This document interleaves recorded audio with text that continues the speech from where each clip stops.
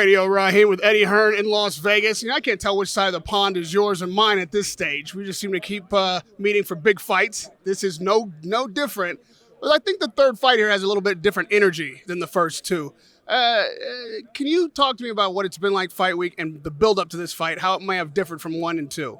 Yeah, well, I wasn't involved in 1 and 2. I was watching as a fan, two of the best fights I've ever seen. But it was more like, they don't like each other. And I think sometimes that's why fights take a long time to make. Thankfully, we were able to make this fight with these two guys, but basically, neither of them really want to give an inch on anything. Canelo Alvarez has been different this week. He's been a lot more serious this week than I've seen him in previous fights. I feel like there's a lot more on the line, personally, for him, and also he's coming off a defeat. So he doesn't want to mess around. He wants to get everything right this week. And for Triple G, I don't think he really likes, Canelo Alvarez. Well, he doesn't. I don't think maybe he doesn't like us because we're really Team Canelo, if I'm honest. And there's just a lot on the line. Like, yes, there's the undisputed super middleweight championship on the line, but they both desperately want to win. Triple G feels like he won the first 2 fights. Canelo Alvarez feels like he won the first 2 fights. This time, they both want to make sure there's no doubt, and they both want to win by knockout.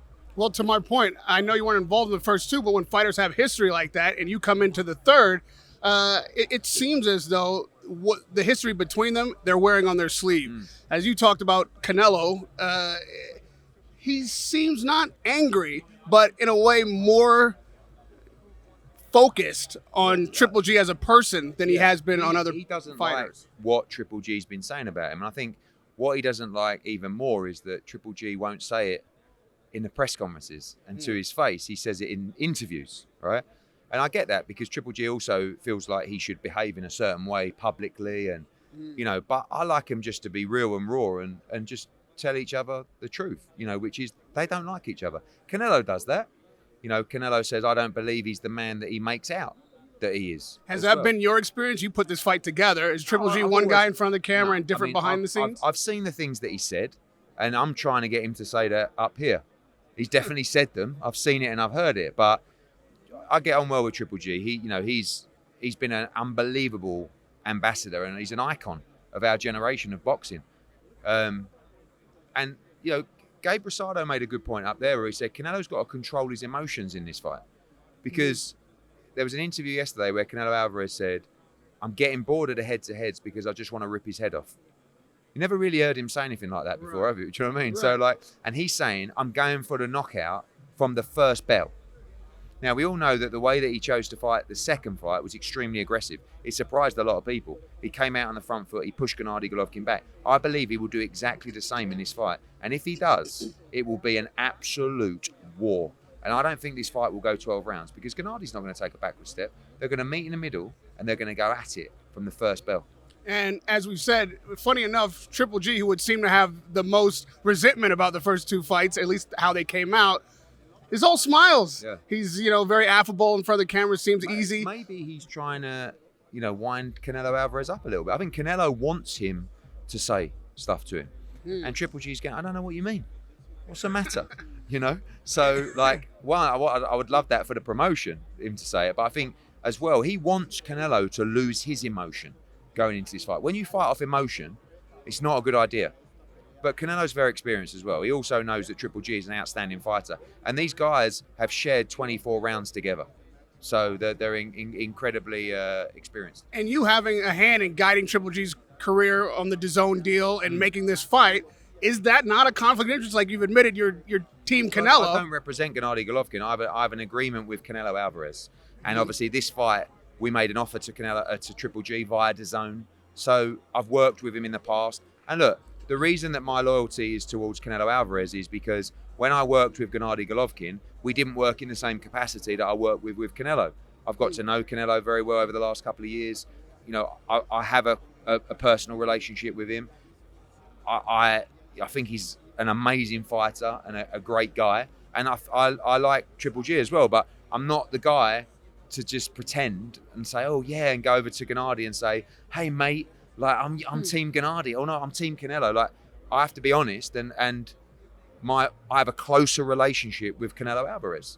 I've worked with him on the last 6 fights, and I hope that continues. But I also respect Gennady Golovkin. I like him as a person, and I wish him all the best. the closest relationship you have is with boxing itself. And you've been around long enough to know how losing a fight on the cards, whether you believe you lost in the ring or not, changes trajectories of people's lives, their earning potential, their ultimate career.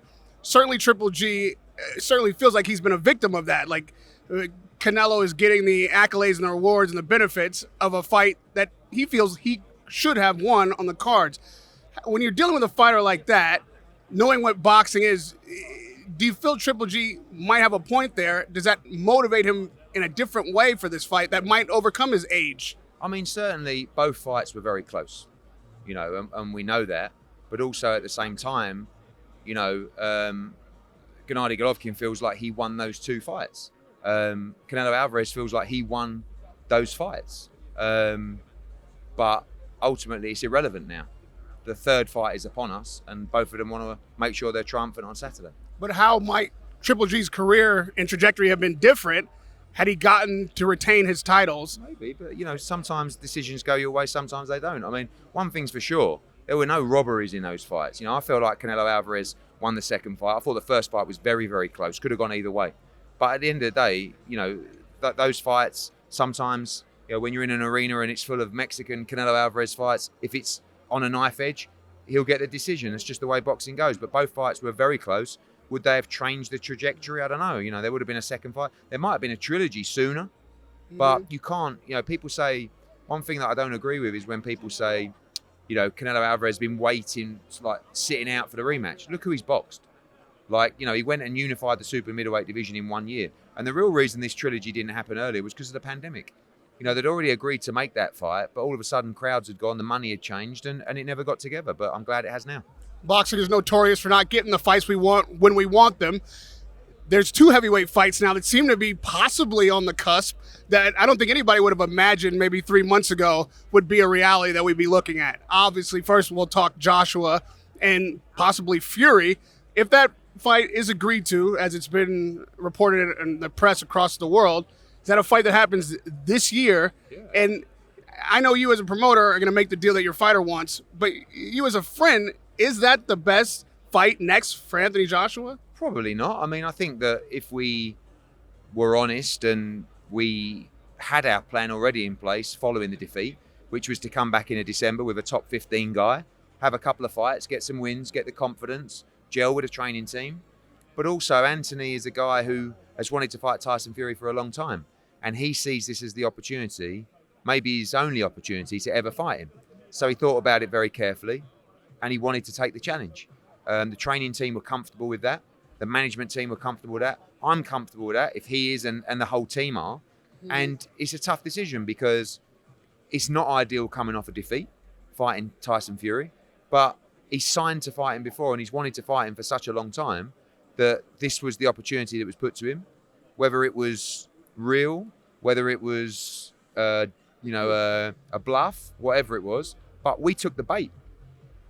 Do you think it's a bluff? I don't. No, I mean, it could be. It could be. But I believe, all the meetings that I've had with George Warren and those guys, which have been very pleasant, they assure me it's not. So I have to go along those lines. I just don't believe Tyson Fury. And the track record gives me the reason not to. But I don't want to go into this with that attitude. I want to go in with the attitude of, I believe you. We're in. Let's see if you are. We're still waiting for the contract. We last Friday, we said we accept all terms. I spoke to George Warren today. He assured me we'd have it tonight. So let's see what that contract looks like and go from there. But we're in. And, I can't lie to you and say it's the perfect time for us to fight Tyson Fury, but it might be the only time. Did you make a case for the cons of this fight with Joshua? No, I didn't need to because, I guess we had that discussion of the alternatives. And after the Saudi Arabia fight, with everything that happened, which I think actually the aftermath was good for him. It just relieved a little bit of that pressure that was bubbling up inside him. I wanted to give him a few weeks to even talk about a December fight. The week after the fight, I said to him, look, let's see if you want to fight in December. He said, I do. I said, okay. The week after, I said, how are you feeling? Yeah, I'm fighting in December. The week after, I'm 100% fighting in December. So, he's fighting in December. And if he don't fight Tyson Fury, he's going to fight December 17th against someone else. So, look, the pros and cons are there for see. The pros, he gets to fight the fight he's always wanted. He gets another shot, instant shot at the world heavyweight title. he makes a lot of money. The latter, not that important, because if it was, he wouldn't be doing a fight in the UK. The cons are, how's your confidence, going into this fight? Emotionally, are you okay after, the episode that we saw in Saudi Arabia? And only he can answer those questions, and the people that are with him day in and day out, i.e. the trainer, the training teams, and the whole, training team. And he wants this fight. He wants to take this fight, and I'm not going to stand in the way of him doing that. And lastly, on that point, you brought up exactly what I was thinking about the aftermath in Saudi. A guy's mental state who wants redemption, who is as proud and a biggest competitor as Joshua, might be baited into a fight like this. Maybe Fury sees he's definitely him been baited into the fight. Making a decision that's not ideal. Yeah, he's definitely been baited into the fight, for sure. And that's why Tyson Fury probably thinks this is a great time to fight Anthony Joshua. And maybe he won't accept anyway. I don't know. But he accepts. So he has been baited into this fight 100%. But that's the fighter that he is. We're not going to stand in the way of that, because we've always believed he can beat him. As I said, we'd rather come into the fight off a victory. But maybe this is the only time they're ever going to offer us the fight, when they feel he's weak. So we'll see what happens. And lastly, I would be remiss if I didn't mention the latest big heavyweight news. Obviously, Usyk putting a challenge out to Wilder. Yeah. Do you think that's a real offer in a fight that could possibly? I mean, look, happen? I think the Middle East, all the Middle East want right now is Usyk against Fury, and maybe this is just a play to drive the money up. I don't know, but certainly if Fury fights AJ on December 3rd, he's not fighting Usyk in February or March, because one, it could get beat, and two, it's going to be a tough fight either way. So I think the Middle East and Saudi are looking at that, saying we don't really want Joshua Fury to happen, but Usyk will look at an alternative fight, because he won't wait till the summer to fight again, which is probably the time that Tyson Fury would be ready to fight again if he was victorious against Anthony Joshua. And if he's not victorious, then there's a rematch clause anyway. You think that's a wise decision for Usyk or Wilder to make that fight? Yeah, Usyk wins that fight comfortably. I mean, he wins that fight really well. Really well. No question. No question. Look, Wilder can beat anybody because he has the power to, but he has to get past Elenius first, which is no given. You think Usyk could stop Wilder? Yes, 100%. But I just think he schools him. I mean, look, Luis Ortiz schooled Deontay Wilder. I mean, particularly the second fight, but Deontay Wilder has the ability to turn the lights off with one shot, which he did in that fight. He'd lost, 8 rounds down or something like that, and knocked him out in the 9th round or something like, or 8th round. He won't win a round against Usyk. Not 1 round. But he could knock him out, because he can knock anyone out. But I don't think Usyk's going to be there like Luis Ortiz was at that stage in the fight.